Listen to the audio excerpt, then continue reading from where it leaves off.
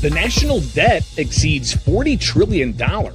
A SCOTUS election law case with national ramifications, election year issues coming more into focus, and what the Fed's latest minutes mean to you. Plus, energy and gun control in Colorado and more. Welcome to the States, powered by the Center Square. It's Thursday, August 20th, 2026. And I'm your host, Greg Bishop. I mean, every time I hear our country's doing well, I say, oh, it's too bad, because they lift up interest rates. They should drop interest rates because it means we have a strong country. And it's all based on credit, meaning good credit. And we have the best credit. And we'd pay off the debt very easily, very quickly. That was President Donald Trump Wednesday saying the country has good credit and it pays off its debts. But the United States government just passed a sobering milestone Wednesday as the national debt topped $40 trillion, up from $39 trillion only 5 months ago. That money is owed by taxpayers, driven by continued federal government spending. The Center Square reporter, Therese Boudreau, reports government spending watchdogs calling the amount staggering, noting that the debt has doubled over the past decade alone and is now larger than the entire U.S. economy. The president of the Committee for a Responsible Federal Budget warned that $40 trillion of debt doesn't exist solely on the government's ledgers. They said that it is felt throughout the economy and finds its way into the pocketbooks of people one way or another. They went on to say the more we borrow, the more we exacerbate inflation, squeeze out other priorities in the budget, and leave ourselves vulnerable to emergencies at home and turmoil abroad. Now, in the immediate term, rising debt worsens affordability by spiking interest costs on Americans' credit card debts, mortgages, car loans, student loans, and more. In the long term, it can jeopardize U.S. national security. The U.S. government currently spends more paying interest on the national debt than it does on national defense. The executive director of the Concord Action Group said the $40 trillion debt should stop Washington in its tracks and amounts to intergenerational theft. They said young Americans didn't create the debt, but will be expected to live with the consequences for the rest of their lives through higher borrowing costs. U.S. House Budget Committee Chairman Jodey Arrington called the debt an existential threat to the future of the nation. But despite that call, Congress has largely disregarded it. The U.S. government's currently adding more than $90,000 per second to the national debt. That's another $90,000 right there, according to the most recent estimates by the U.S. Congress Joint Economic Committee. Now, deficit spending in the fiscal year 2026, it's projected to hit $2 trillion. A case to be heard by the U.S. Supreme Court involves two core questions about Arizona's 2022 voting laws and whether they conflict with the National Voter Registration Act. Now, although the case arises from litigation over Arizona election practices, its significance expands far beyond one single state. To talk more about this case, let's connect with Landmark Legal Foundation's Michael O'Neill. Michael, thanks for taking time with us here on The States. So what exactly is at stake in this case? Yeah, good to be with you, Greg. What's at issue here is whether states can take reasonable measures to restore integrity into their voting process. Arizona here is taking measures to ensure that non-citizens are kept off the voting rolls by obligating individuals who fill out the state's voter registration form to show documented proof of citizenship, and also obligate state election officials to identify and remove non-citizens who are on Arizona's voting rolls. Again, this is a problem that's national in scope, and the federal government has largely failed to do this. You think about the Save America Act, which has similar provisions, which is yet to get through Congress despite significant public support. You have states like Arizona stepping into the breach, trying to address and solve this problem. The question here is whether provisions of the federal law, the NVRA, ban or preempt the provisions in the state law. Now, it's important to keep in mind that states have primary authority in how to conduct the time, place, and manner of their elections. The question here is the extent to which the states have this independent authority, separate and apart from the federal authority, to ensure that there are basic common sense protections on their voter systems. So you have the state wanting to implement these things to Yes. kind of weed out the possibility of non-citizens getting on the voter rolls. Right. But somebody sued to stop that? Tell us about the litigants in this case. Yeah, certainly. The litigants, it's LULAC. It's an interest group that advocates on behalf of course, generally to characterize this, any kind of common sense measure that's put in place to, again, ensure the integrity of the voting process, voter identification, again, obligating the identification and removal of non-citizens from voting rolls, documented proof of citizenship, any of these measures are met with immediate challenges in courts. And of course, they're filed in district court, circuit court, and then in this case has migrated all the way up to the United States Supreme Court. What makes this important here is the extent to which this federal piece of legislation, which is the NVRA, kind of encumbers states or prevents states from taking these sorts of actions. Again, the NVRA never directly doesn't directly address the issue of non-citizens on the voting registration rolls. The NVRA applies to individuals who have died or have moved out of states. The question here is whether states can add additional measures, protections to identify and remove non-citizens. Remember what we're talking about here. The Save America Act would do something very similar from a national perspective, but we have what's going on in Arizona law that was passed several years ago that has been challenged, that's largely trying to fill in that breach. Michael, from my understanding, it's illegal for non-citizens to vote. Yeah. Right? Yeah, that's a fantastic point here. And I think a point that kind of gets lost in the discussion here is the protective measures that this has taken. States like California, for example, that mail every single person whose name appears on their voter rolls, whether they're ineligible, whether they've moved out of the state, whether they've died, whether they're not a citizen or not, if your name's on the voter rolls, you get a mail ballot in California. Well, what happens if you obtain a mail ballot, you're not eligible to vote because you might not be a citizen, and yet you might have mistakenly received this ballot because of lack of protections to ensure you're not on those voter rolls. You execute that vote, you've just committed a crime. So I think what's kind of lost in the mix here is these measures are largely protective to ensure that people who might not be eligible to vote aren't accidentally casting votes. It protects the integrity of the process. It ensures that legitimate votes aren't diluted, and also protects individuals who are ineligible from voting from accidentally voting. Something that might be a little speculative, but I think is a real probability and possibility here. So again, what we have is Arizona officials looking to ensure that non-citizens don't get on the voter rolls and don't get ballots to vote in elections. They put laws in place to do that. An organization came in and sued. What was their claim there? That it made it less likely people would register to vote? Or what was the argument against ensuring we don't have non-citizens on voter rolls? A couple things. Number one, they argued that there was a consent decree that was entered into years and years ago between a then governor of Arizona and a then Secretary of State of Arizona and a county registrar. And the consent decree banned, this is agreement entered into with an interest group, which is basically a sue and settle kind of case here. And it's like a court oversight type of agreement that the court checks in on regularly to make sure that they're moving forward with the agreement. Exactly. And the consent decree prevents the state from doing what this legislation promotes doing. And so the question here is whether the consent decree can trump a piece of legislation that the Arizona legislature enacts. Does a consent decree have precedence over a state law? Clearly not. So that's one issue. The next issue is the NVRA, which you mentioned before. There's a provision with the NVRA which says that you can't remove a registrant from a voter roll within 90 days of an election here. And the question here becomes whether a person who's ineligible to vote, a non-citizen, who is on a voter roll, whether that individual amounts to a registrant for purposes of the NVRA and its applicability. Michael, so the Supreme Court, we're not sure when they're going to hear this. They have they'll hear it fairly early. The briefing is going to be concluded in fairly short order, so it's probably going to be argued. I think October, the first Monday of each October is when the Supreme Court term starts. I'm not sure off the top of my head when oral arguments are, but you can expect it in either October or November. Most likely, though, this is a high-profile case. You probably won't see a decision until March at the earliest, most likely June. Yeah, and that's going to be June of 2027. If you can believe that, yeah. We may have to, talk with you around the time that ruling is expected to come out and get your reactions there. But obviously, it's an interesting case just out of Arizona. But as we said at the top, the outcome of this case could have ramifications across the country. Talk a little bit about that.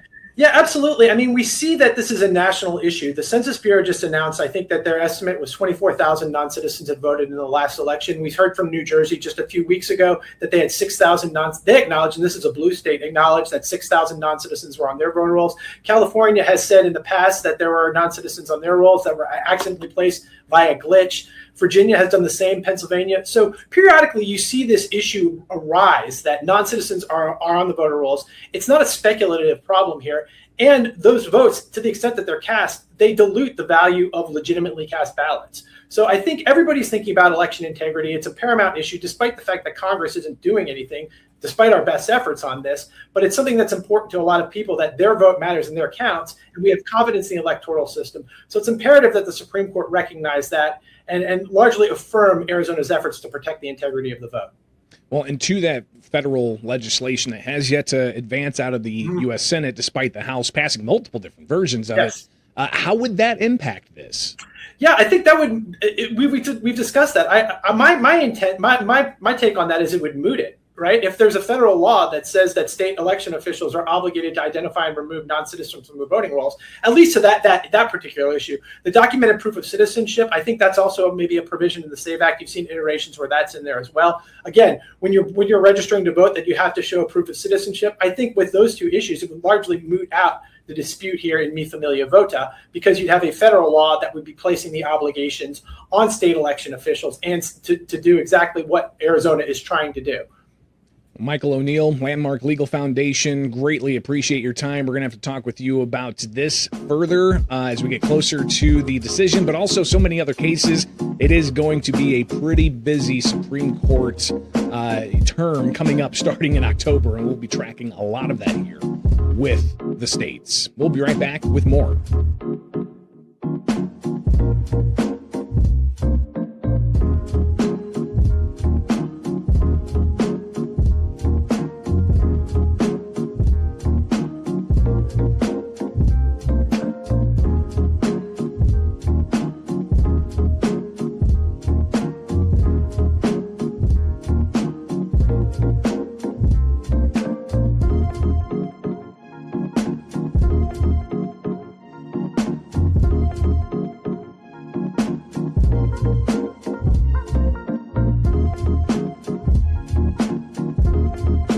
Corruption is wrong, and corruption costs you money.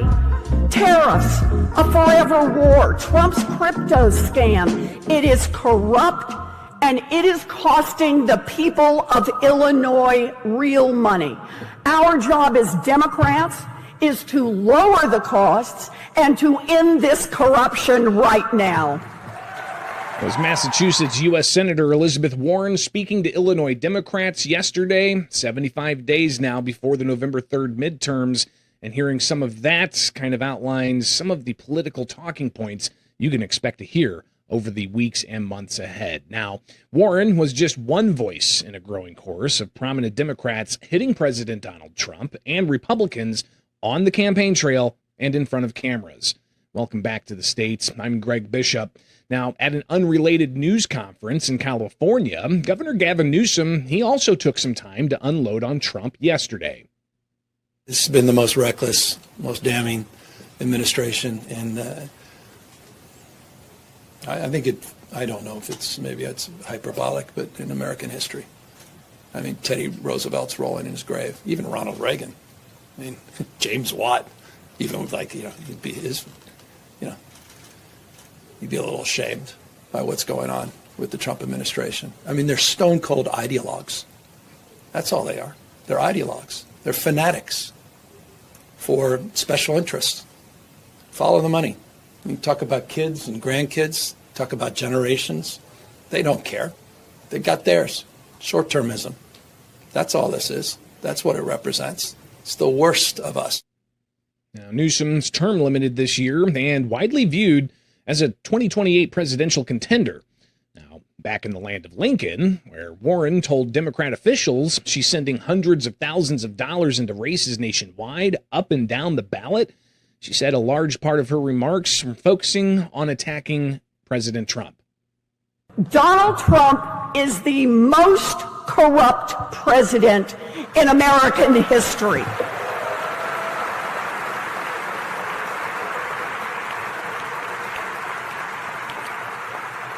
Those are just the facts. And I'll just pick a few. $1.4 billion in crypto scams, selling access to insider information at $100,000 a pop, a $400 million jet from Qatar. It is a long, long, long list. Now, Warren was speaking as Trump was highlighting the nation's technology sector at the White House. Wednesday, Trump said Democrats tried to overregulate digital currency despite its popularity. His administration, he said, embraced it. We ended the war on crypto once and for all, and it's been booming. It's been doing big, and nobody's been able to break in. China would like to break in. They're still trying, but they have been able to. I signed a historic executive order banning any attempt to create a central bank digital currency. We launched Project Crypto to modernize rules so that our financial markets can move into blockchain technology. I established the United States Strategic Bitcoin Reserve, making Bitcoin a permanent asset of the United States Treasury, which has turned out incredibly well. I also created the United States Digital Asset Stockpile to hold custody of all other digital assets, and that's exactly what it's done. It's been amazing. Now, the president also touted signing the Genius Act, the guiding and establishing national innovation for U.S. stablecoins.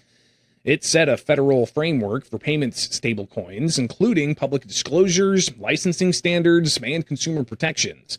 With tech CEOs behind him at the White House, the president turned to the AI race.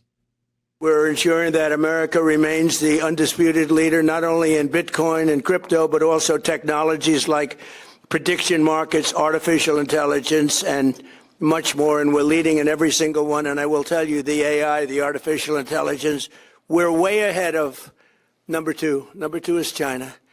Now in New York, Governor Kathy Hochul yesterday was asked about an Axios reported memo from the National Republican Senatorial Committee. It warned that if candidates who support data centers lose, other politicians will notice and stay away from the next one. It sounds like they're really tone deaf. That they want to be the ones. I mean, I don't think it's government's role, certainly not the United States Senate's role, to be telling companies how to market their product.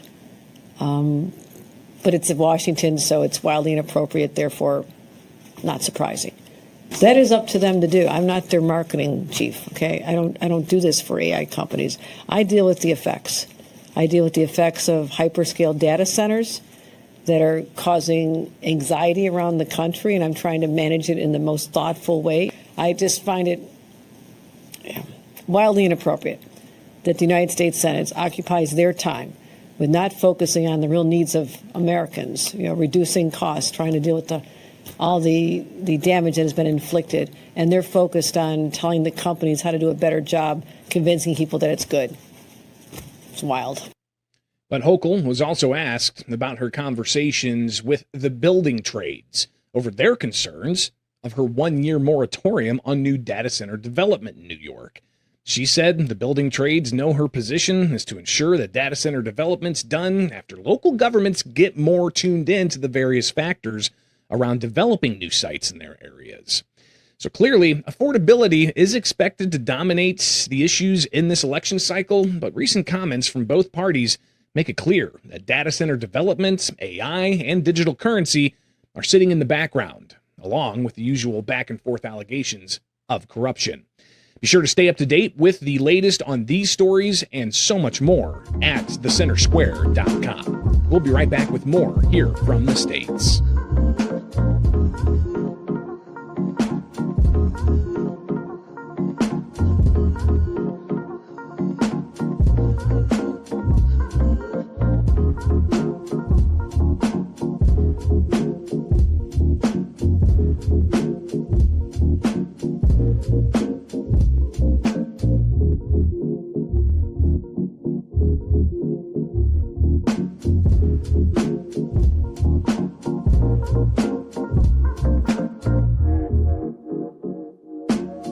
Federal Open Market Committee at the Federal Reserve saying much less in recent meeting notes that were released. Everyday Economics co-host Orphe Devungi joins us to talk about how he says, importantly, it's no longer saying the same kinds of things that it did previously.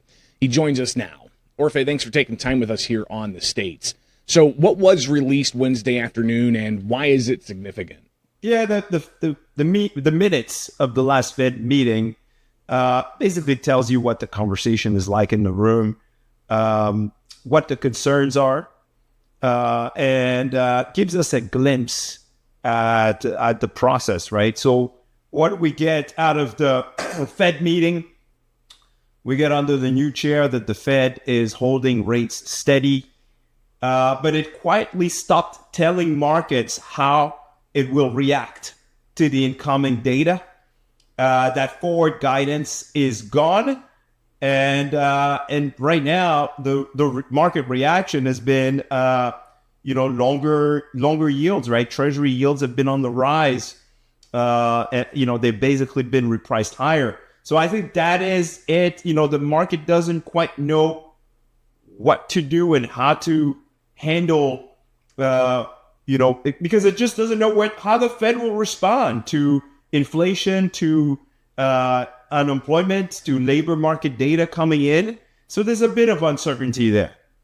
Now, pretty, prominent in your analysis of the meeting minutes that the amount of words used seems to have been cut in half from previous minutes that were released under the prior chairman. What does that signify? Yeah, not a whole lot. It basically tells you that the under the new chair, the Fed is telling markets a whole lot less and letting markets try to figure it out for themselves. And so that's all it says. When you look at the language, right, it changes along with the latest economic conditions. Under Powell, you had a lot of language surrounding liquidity, risks, jobs, right? So it sounded a bit more dovish, but it really reflected the fact that the labor market was kind of frozen for most of 2025. Under the new chair, you have words like AI-related investments or AI build-out and spending, right? And all of those words sound a little bit more hawkish, perhaps, but really reflect the issue du jour, right? So right now, it's the conversation surrounding fiscal deficits, surrounding AI spending and borrowing, right? And AI build-out. And so that's what the language really reflects. And what was taken out for sure is any language related to how the Fed will react to the incoming economic data. And like you said, with a lot of that kind of forward guidance missing from these meeting minutes, that's a little bit of uncertainty for the markets to have to handle and, the economic drivers to be able to fully assess. But just some of the statistics you have here is pretty fascinating. The first two Warsh-chaired statements averaged 113.5 words, and that was 55% shorter than Powell's final 8 meeting minutes that were released. But you also say forward guidance taking a hit. All 24 of 24 recurring Powell-era reaction functions, those weren't in Warsh's statements at all. Phrases, right? So things like the Fed will be prepared to adjust or assess the appropriate stance of monetary policy, right? All of those words, carefully crafted words by a lawyer really by trade, right? Former Fed Chair Powell, are gone from the statement under the new Fed chair. And ultimately, he did tell us that. He warned us that would be happening. And so we're going to kind of continue to track, what that does and how the markets really respond to that. I mean, the only thing we've seen so far is really the uptick in yields, right? We haven't seen a lot more volatility. In fact, volatility has actually gone down. If you take out the CPI days and, the big economic reports, the jobs day, right? Volatility bond market volatility has actually gone down under Warsh. However, you're seeing the pricing, right, go up. You're seeing the yields go up. 2-year yields, but also 10-year and 30-year yields are on the way up. And it matters. Why does that matter? It matters because long-term rates set your mortgage and those rates are going up, right? With less Fed guidance, you should expect a little bit of that repricing as the markets are not quite sure how the Fed will react to the incoming data, how the Fed will react to the fact that inflation remains well above target, and that the labor market is basically frozen. Orfe, I want you just to react, if you can, to this clip of President Donald Trump yesterday saying over and over again that if the economy is good, then the Fed needs to lower interest rates. Here's that clip. I mean, every time I hear our country's doing well, I say, oh, it's too bad, because they lift up interest rates. They should drop interest rates because it means we have a strong country. You know, I almost like to hear bad numbers. I'm saying, I hope we have bad numbers today. Interest rates will go down. It doesn't make sense. When our business is good, we should lower interest rates. And then you want to build America, you're going to see a building like you've never seen. We're doing great, even despite the fact of what's happening with interest rates. Orfe, your thoughts? Yeah, unfortunately, I can't agree. The economy is, you have inflation above target, and so the Fed just can't lower rates just now, right? If it did, it would risk unsettling inflation expectations. If inflation expectations were to start moving higher, you could see kind of wage growth also start to pick up, especially in a time where you don't have a lot of labor supply, and so the labor market remains somewhat tight because there aren't many workers out there in the labor force actively looking for work. And so the decrease in labor supply that we've seen in recent months, partly because of the slowing population growth, the immigration, the decline in net migration into the United States, well, that could create some pressure in the labor market. And so we're not there yet to start talking about cutting interest rates.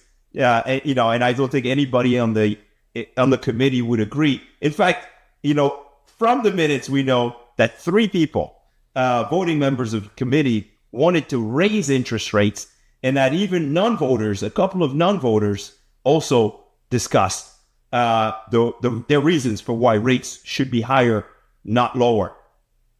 Now, Orfe, all of this, obviously, the markets are watching closely, and as you've noted, it definitely signals a significant shift from the previous Fed chair to the new Fed chair here. But boil this down here. Finally, why is this important to the consumer back home that's just trying to get by week to week? Yeah, let me just add that cutting interest rates into an environment where inflation remains elevated could actually prove to be counterproductive. It could actually cause long-term yields to increase. If investors don't believe that we're serious about keeping inflation under control, right, you'll see those yields rise. And ultimately, those yields matter tremendously for things like mortgage rates or business borrowing costs, right? If yields continue to increase, they will actually squeeze households, squeeze businesses, and actually hurt the U.S. economy. So no, I don't agree with the statement. And maybe he said it in a joking way, where I'm not sure that the president put out. But ultimately, looking out for the American people means getting inflation under control, and that's how we're going to get interest rates to hopefully move a little bit lower.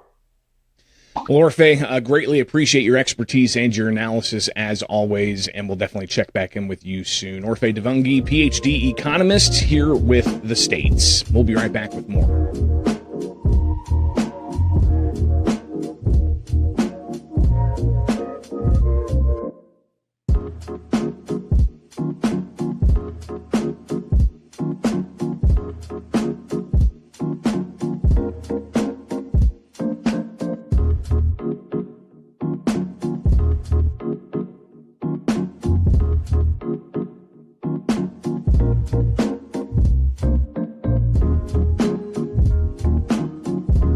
Another electricity rate increase is headed to Colorado consumers, with a similar proposal for gas utilities under consideration. And the state's also continuing to grapple with recent gun control measures as sheriffs across the state raise alarms. Welcome back to the States. I'm Greg Bishop.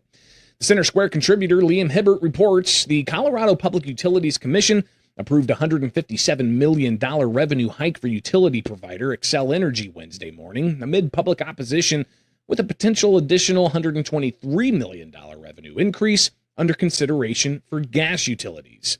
Now, Angel Morlos, strategic director of Libre Colorado, a Latino political action group that favors limited government, he said, this is a government-created monopoly, and it's not your typical private company where people can just go elsewhere if the company isn't delivering or continues rate increases.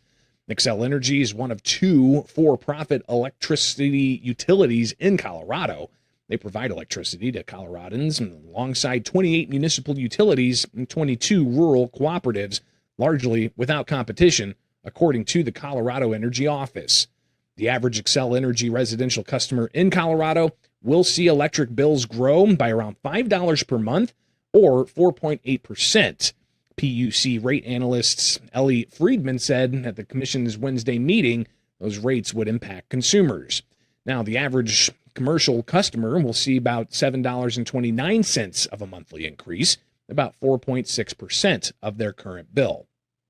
Eric Blank, PUC commissioner, said Xcel Energy has seen declined sales since 2021, but tripled spending over that same time period, with further increases in spending in 2026. Now, the company had hoped the commission would have permitted a bigger revenue increase. An Xcel Energy spokesperson said the company was disappointed by the reduced rate increase, adding that the increased spending was largely due to infrastructural upgrades to the electrical grid, improving reliability, preparing for growing demand, and helping the transition to clean energy sources. But opponents to the rate increase said the move was excessive following a series of similar rate hikes for Colorado residents in recent years. Ahead of Wednesday's PUC decision, some advocates asked the commission to flatly deny the rate increase. According to Xcel Energy, the average residential customer in Colorado has seen rates increase by 36.4% between 2019 and 2025, more than the national average of 31.5% over that same time period. Also in Colorado, the state's new gun control law that went into effect last week, receiving widespread pushback from many notable organizations throughout the state, including 2 county sheriff's offices. The Center Square contributor Joel Webb reports the National Rifle Association also joined a lawsuit against the governor for enacting the bill, which requires purchases of semi-automatic firearms and rapid-fire devices to get training and to be certified for using those firearms. The Colorado legislature last year passed the gun control bill, which took effect August 1st this year. Senate Bill 25003, titled Semi-Automatic Firearms and Rapid-Fire Devices. It was sponsored by State Senator Tim Sullivan, who said the legislation was intended to prevent mass shootings. But back in March of 2025, when this bill was being debated, Colorado State Representative Jarvis Caldwell questioned how the new regulations would actually go about preventing mass shootings. Gun safety courses are intended to teach proper handling of firearms, not the prevention of committing gun violence. Firearm safety courses and hunting safety courses do not mention gun violence at all. Rather, it teaches you how to responsibly handle your firearm. If this state had a rash of accidental discharges, maybe I could understand why you'd be trying to force people to receive training first. But that's not what the bill's intention is. The intention of the bill is to address gun violence and prevent mass shootings. The people committing these mass shootings are deranged individuals who misuse guns, and it's not because they didn't have enough gun safety training. Now, following its enactment at the beginning of this month, the law quickly received statewide and national pushback. Pro-rights groups say at the Second Amendment Foundation and Colorado's Rocky Mountain gun owners, they strongly oppose the bill on constitutional grounds. Relatedly, DCF Guns, Colorado's largest gun store and range company, pledged almost $500,000 to fight the bill in court and reduced rates for its firearm safety class, which the new law requires for certain gun purchasers. Colorado Parks and Wildlife was in charge of preparing county sheriff's office with resources necessary to implement the law, and this included ensuring the permitting systems were working before the August 1st deadline so that there would not be any delay once the law took effect. Now, many county sheriff's offices, however, they're pushing back on the law's implementation, either issuing a statement of disagreement while still participating in the enforcement of it, or disagreeing and refusing enforcement altogether. Now, the latter is what the Montezuma County Sheriff's Office did just 4 days before the law went into effect. Sheriff Stephen Nolan, he issued a statement announcing his office will not be participating in the management and issuance of the training certificate required. Nolan also wrote in his online statement that he swore an oath to uphold the Constitution of the United States and the state of Colorado and perform the duties of the office of sheriff in Colorado by protecting those rights for all citizens in Montezuma County. Now, during the debate on the bill last year, Colorado State Representative Rick Taggart, he discussed other concerns that he's hearing from Colorado sheriffs. It's causing for real nightmares balancing our budget at this particular point. I won't speak on this about the unfounded mandate that this places on our sheriffs in all 64 counties, because I have no idea what that's going to cost. But this bill does not touch on that unfunded mandate whatsoever. Now, in September of last year, the Colorado State Shooting Association filed a complaint in U.S. District Court against Governor Jared Polis, Colorado Attorney General Phil Weiser, and Michael Allen, the district attorney for the 4th Judicial District. Polis and Weiser, who's running for governor against Republican candidate Victor Marx, are Democrats. Allen is a Republican.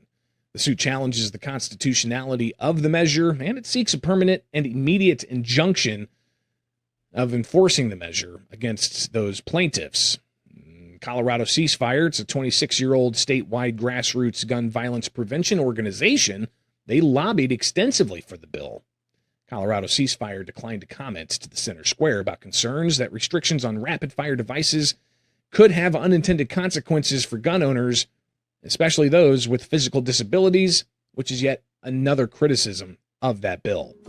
Be sure to follow more stories like these by getting the newsletter in your inbox, free at thecentersquare.com. We'll be right back with more here from the States.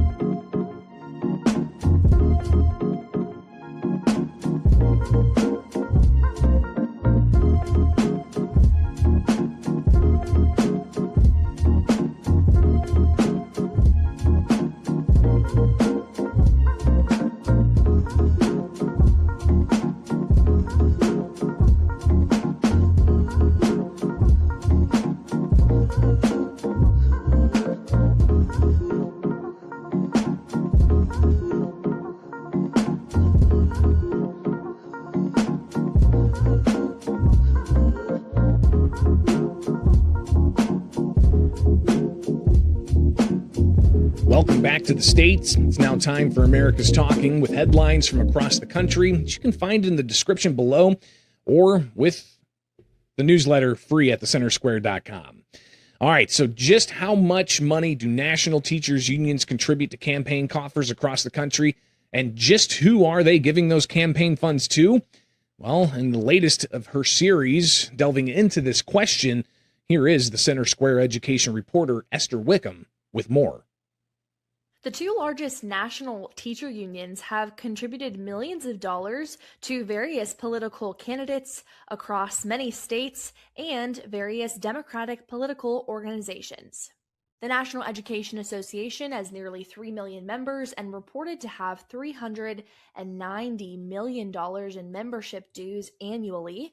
And at the same time, the American Federation of Teachers has roughly 1.8 million members and approximately receives over $274 million in union dues. The investigation by the Center Square focuses on specific states like California, Illinois, Texas, Florida, and New York City, specifically looking at how much teacher unions have contributed to various political organizations within the state and campaign contributions for specific candidates. In California, teacher unions' political committees have contributed over $49,000 to Attorney General Rob Bonta's reelection efforts and $55,000 to Superintendent of Public Instruction Tony Thurmond. The California Teachers Association, which is an affiliated teacher union under the NEA, spent over $2 million opposing Governor Gavin Newsom's 2021 recall election and $4 million supporting his efforts in Proposition 50 in 2025, a measure that temporarily changed congressional district boundaries. Now, looking state by state in Illinois, there's the Illinois Federation of Teachers, which is affiliated with AFT, the American Federation of Teachers. And the Center Square found that there was almost $6 million contributed just from that one state teacher union towards Democratic Congressional Committee. And those specific Democratic Congressional Committees also give money specifically to candidates running in that state. In New York, the teacher union's political committee contributed a combined $1.14 million in Democratic state party committees, including the Democratic Assembly and Senate campaign committees, and the union also supported Democratic statewide candidates, including Governor Kathy Hochul and Attorney General Letitia James. Now, many critics of teacher unions highlight that this is a lot of money going to political campaigns and various organizations that may not always align with teachers that are a part of the unions that spend thousands and thousands of dollars every year towards membership dues. And there is some concern about transparency and accountability when it comes to where their membership dues are going, and at the same time, how students' outcomes are doing, test scores, and if the teacher is actually being represented in these unions. Thanks to Esther for that report, and you can read her entire series at thecentersquare.com. Meanwhile, the California Energy Commission has approved its first in the nation efficiency standards for replacement tires on vehicles and light-duty trucks. And that could limit which tires are sold in the state. The Center Square contributor Chris Woodward reports CEC says replacement tires are historically less energy efficient than original factory tires. The commission's chief communications officer emphasized that factory-installed tires are engineered for mileage, but consumers typically lose efficiency when buying replacements. They said 70% of replacement tires currently don't meet the new standards, but noted that also means 30% already comply with Phase 2 standards, demonstrating the technical feasibility. California Governor Gavin Newsom was asked about the new regulations after an unrelated news conference on Wednesday. The return on investment, back to just facts. Save $1 billion a year in fuel. You talk about affordability agenda, that makes some sense to me. You'd be wise to take advantage of new efficient tires, lower your cost at the pump. And that was borne out in a lot of public testimony. This has been a process over 2+ years. They've been working on this. I think last year there was some effort to move forward. There was some delay. They worked with the tire manufacturers. The vast majority came on board. One did not. One notable one did not. But the vast majority embraced it. But from a consumer perspective, the savings is self-evident. And so I think it was a good choice in that respect. Now, the CEC's 5 members are appointed by the governor and must be confirmed by the state Senate. Taking that oversight into consideration, Larry Behrens of Power the Future said Newsom should focus on other priorities. He told the Center Square, the only tires Newsom should be concerned with are the ones on the U-Hauls Californians are using to flee insane regulations. He added, it's clear restrictions and regulations like this are why Californians keep losing people who can afford to leave. And a hearing on the merits of a recall petition filed against Seattle Mayor Katie Wilson, scheduled for August 31st in King County Superior Court. As a new poll showed, a majority of voters want her to leave office. The Center Square reporter Randy Diamond reports the 9 a.m. hearing before Judge Patrick Aoshi has scheduled Wednesday after the King County Prosecutor's Attorney's Office reviewed that petition by a North Seattle couple, and they forwarded it to the Superior Court. The prosecuting attorney's office review is the first step in the review process. The hearing will determine whether there is sufficient evidence that the petitions meet the requirements of Washington state law for malfeasance or violation of an oath of office. And that's just some of what America is talking about. Get these and other headlines at thecentersquare.com. From my offices in Central Illinois, I'm Greg Bishop. Join us back here Friday to wrap up the week with more stories impacting you, the taxpayer, from across the country only with the states. Powered by the Center Square.